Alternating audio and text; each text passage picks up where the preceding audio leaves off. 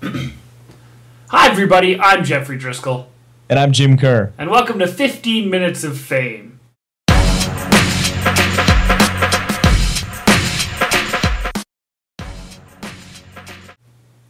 Well, Jim, the NHL season was supposed to start this week.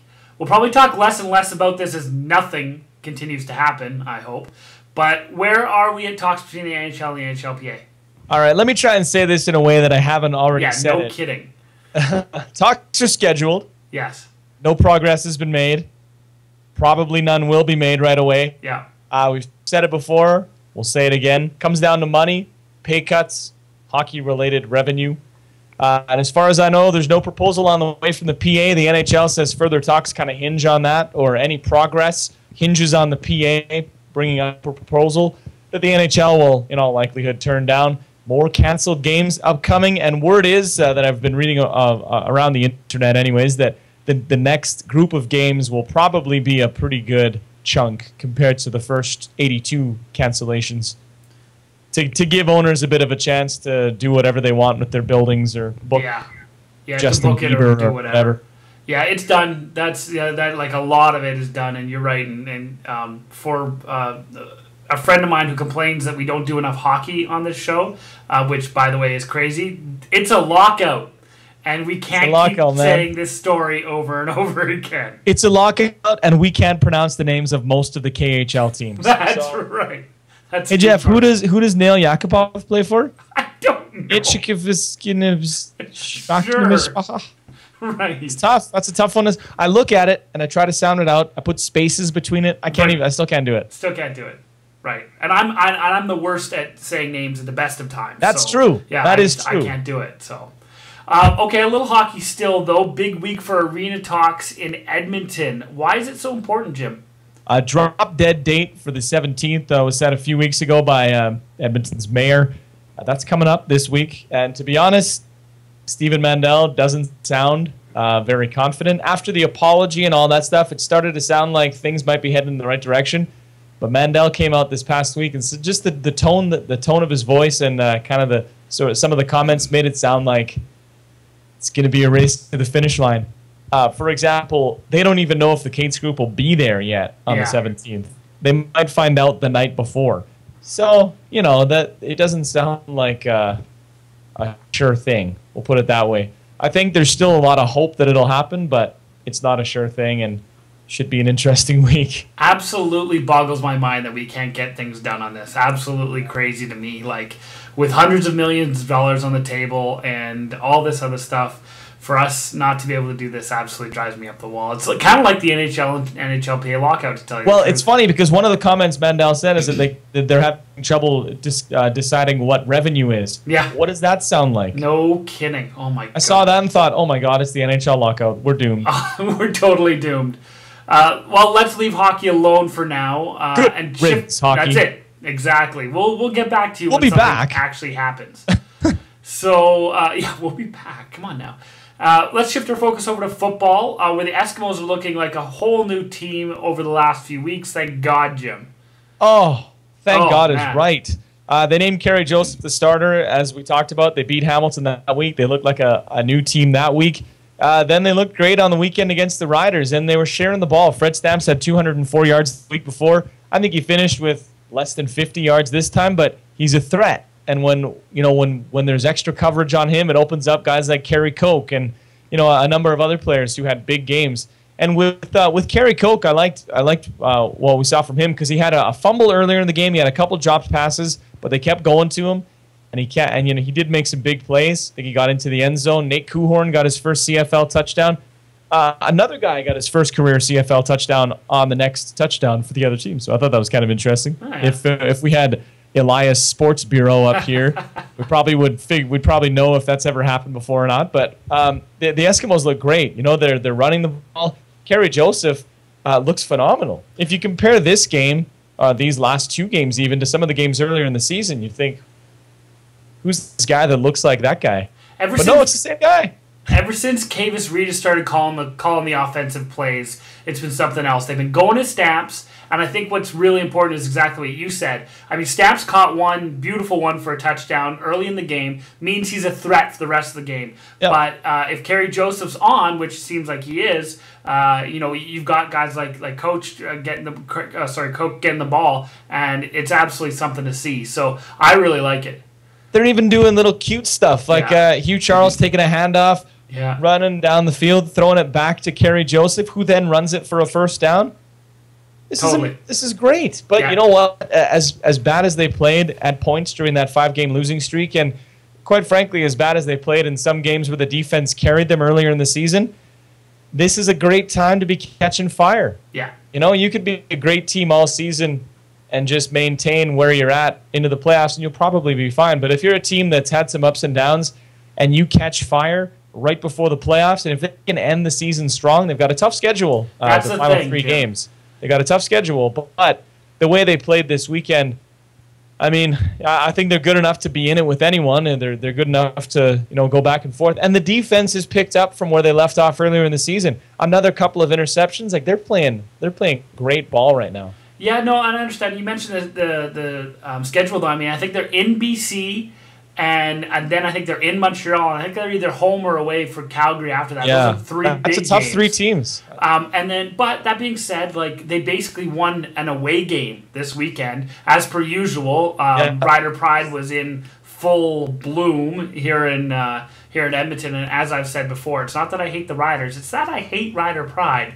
And the Eskimos came out and played really well. So maybe they can go into some other barns and steal a few points. But they need them all. Like they need to win from now on. That's the only problem, right? Yeah, but I'm really impressed with what we've seen the last 2 weeks because I was really unimpressed before that. So it's a real big swing in the last 2 weeks for the team. But I think it comes down to okay, listen, Kerry, you're the guy for the rest of the season, and this is how we're gonna do it. And I think they're calling plays by committee now. Like they've got Reed and they've got Crandall, and Kerry Joseph is calling some himself, I think. So it's different, but it's working for them. Let's stay with football, but on to the NFL, where the bounty scandal was back in the headlines, and of course now on our lineup. One of the suspended players absolutely blasted Commissioner Roger Goodell over it, though. Yeah, and remember, the suspensions were overturned, but the league came back with new ones this past week. Jonathan Vilma remains out for the year. Anthony Hargrove goes from 8 to 7. Will Smith is still out for 4. Scott Fajita, though, this is the interesting one. He's out for 1. He said he's basically suspended for not speaking up about the bounty program, which he says such a dangerous precedent, and I think you could say it does. Couldn't you then suspend everyone on the Saints for a game? For not... I mean, I'm sure it wasn't a quiet secret between these 4 players. But he also said it's an absolute abuse of power.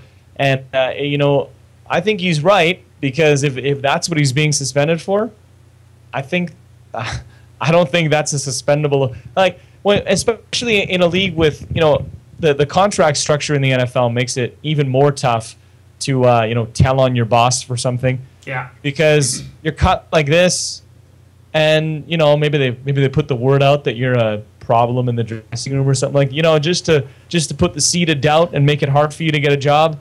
But the NFL, seriously, you want players to, without hesitation, tell on their coaches if they think something might be going against the rules. I don't know. I have a feeling this thing might not end for a while yet, because all 4 players are going to appeal. That's absolutely true.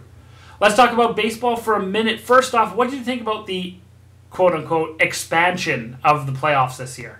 Okay, it made the final couple weeks of the season a bit more interesting while teams fought for that second wildcard spot. That's right. But the one-game playoff is ridiculous. We were going to talk about it last week, but we had so much to talk about we didn't get to it. I hate it. Yes. I hate it. Why are you playing one game? Make it a 3-game season. Take 2 games off the schedule. You're still at 160. You'll be fine. Right. Take 2 games off the schedule. And then because they had it that way, the division winners started on the road, which is really weird. Yeah. So weird. No, I agree. So I think that's a little strange, and that part of it's weird. I didn't like the 1-game playoff. If you're going to talk about expanding the playoffs, if you're going to say a team made the playoffs, don't give me this one game garbage. No, I'm with you. 3-game series. That's all. I'd be fine with that. I wouldn't make a peep about it. That's perfect. One game, just get out of here. All right. It makes me angry. I see that. I like the anger. Because there's so few teams make the playoffs in the MLB. That's right. Now there's all these teams that can say, "Oh, we made the playoffs in 2012." Yeah.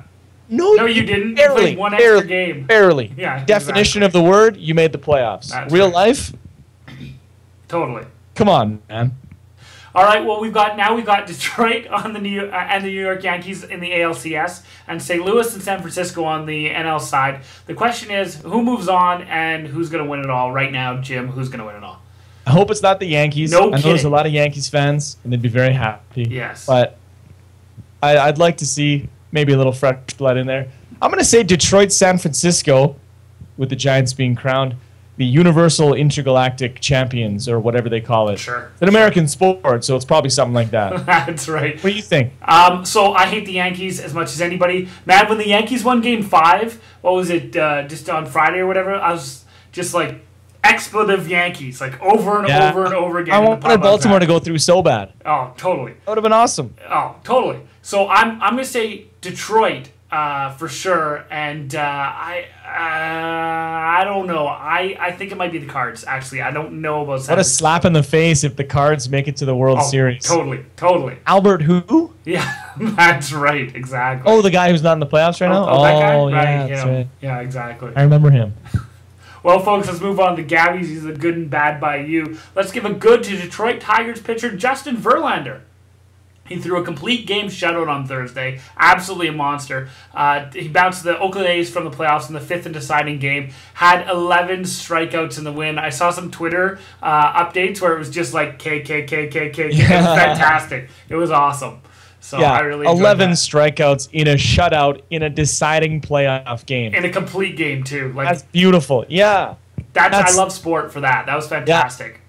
Yeah, that's what it's about. Absolutely. Let's give a good this week to Michael Vick. Last week we talked about a picture he tweeted that seemed to show dog biscuits on his kitchen table. Apparently he's not allowed to own a dog. He addressed that this week and admitted that his family did recently obtain a dog. Good on him for manning up about it. I hope it doesn't get him in trouble with anything, but good on him. Yeah, if you don't say anything, it could turn into a big thing. Just get it out of there, and that's it. Good for manning up. I don't know about the other side of it, but yeah, we'll see how that goes. We'll see how it goes. Let's give a good to Dominik Hasek, the Dominator. Worst name ever. Dominik Hasek. He tried to make a comeback at the Dominatrix or something. Oh yeah, it could have been.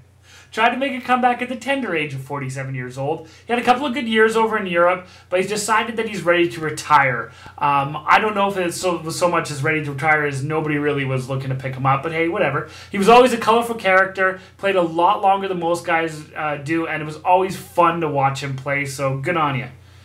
Yeah, maybe the lockout had something to do with it too. Oh, sure. You're not going to catch up in the NHL when there's no NHL. That's right. And when you're 47, 48's right there, and after that it's 49, then it's 50, and I don't know. And then that's that. Playing against 18-year-olds? Really?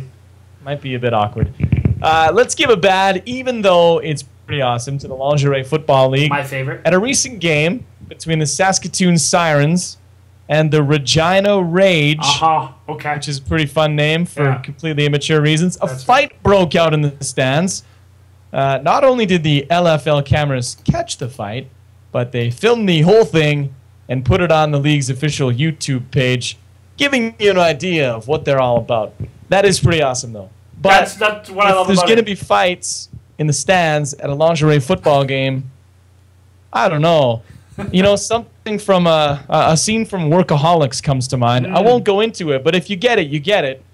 That might come into play. But the Regina Rage, how about that, eh? Ooh, something else. I just love that they're not. I think we have some more jokes, but we'll wait till after we're done. Yeah, that's right.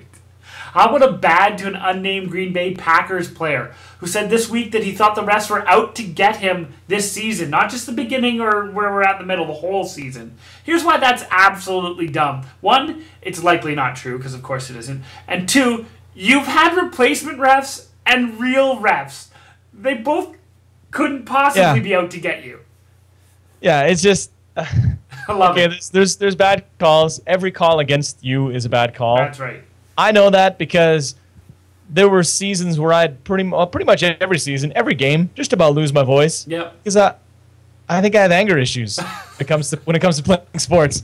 But any call against me or my team, I lose it. Yeah. Can't help it unless it's blatant. But especially in a season where there's been two completely different groups of refs reffing your games. Yeah, you're probably not. Come on. Yeah. Everybody's out to get you. Sure. There's a lineup at Starbucks. This is terrible. Refs. My stomach hurts. Refs. Like that. I understand where he's coming from. Yeah. But sorry, man. Absolutely. That's not cool. Finally, a bad to the NCAA. We like to laugh at them from time to time. We do. But here's another beauty. They've banned teams from using programs to enhance the content of photos being sent to prospective student athletes. In the initial wording of the thing, appeared to ban Instagram because, I don't know, maybe you'd show up to the school and be like, this doesn't look sepia at all. Yeah. This doesn't look like an old-timey Western. Yeah. This isn't X-Pro 2. Hell. So I guess they came out afterwards, though, and said, no, Instagram is still okay. Yeah, okay. Why are we even talking about this? NCAA is so funny. So funny. I love them for that. Good for them. But make sure it's a free version of Instagram, because otherwise it's improper benefits. That's right. And have people taking pictures of stuff. Yeah. God. Oh, man. Improper benefits, my favorite. The punchline this week is absolutely one of my favorite punchlines that we've had in a long time. It's over Saturday night Canadian programming, Jim. Yeah, the gloves were dropped this week, Jeff. CTV wanted to call it Saturday night 2-hour block of the Big Bang Theory, Big Bang Night in Canada, which, once again, just like Regina Rage, is funny for a few reasons. Very much so. The CBC legal department sent out a release saying it reduced the esteem of Hockey Night in Canada. So CTV sent something out, a press release back, making them look ridiculous. And if you don't mind, I'd like to quote from that release. Apparently, reasonable viewers could consider encore hockey broadcasts confusing with the widely popular comedy series about 4 socially awkward scientists and their friends. So, out of deep respect for the millions of viewers that CBC has alleged are confused, and in the spirit of the Lady Byng Trophy, CTV today pledged it will heed the request and rebrand its Saturday night programming as Big Bang Night on CTV. Nice. Additionally, because it's not over yet. No, this is good. Additionally, Bell Media has undertaken a review of its operations to ensure no additional potential confusion with CBC programming. Although similarities were found, Bell Media confirms it has no issue with CBC imitating its specialty channel ESPN Classic with the airing of classic hockey games on Saturday nights, as long as CBC is not concerned that viewers may interpret that Gretzky, Gilmore, and Lemieux have come out of retirement. Ouch! Ouch! And then CBC came out and said, yeah, someone may have got a little overexcited sending that out. We're not. We're just going to... We're good. We're just going to take this tail, put it between our legs, put our heads down, and get out. It sounds like the little brother who gets his butt kicked all the time. Yep. You know, and it complains, right? Yep. That's what it was. I just picture CTV walking really fast on the pool deck saying, I'm not running. I'm not running. You can't do anything. I'm not running. But I'm glad they did it. Yes, that was absolutely. so fun. That fans may interpret like Gretzky, Gilmore, and Lemieux have come out of retirement. Ooh. Oh! Ouch! I like it. I like that it was like an Anderson Silva knee to the face. That's right. That's right. Well, folks, that's our 15 minutes of fame up for this week. Join us again next week when we get a whole new 15 minutes of fame. In the meantime, I'm just lazy. And I'm also lazy. Have a good week, folks.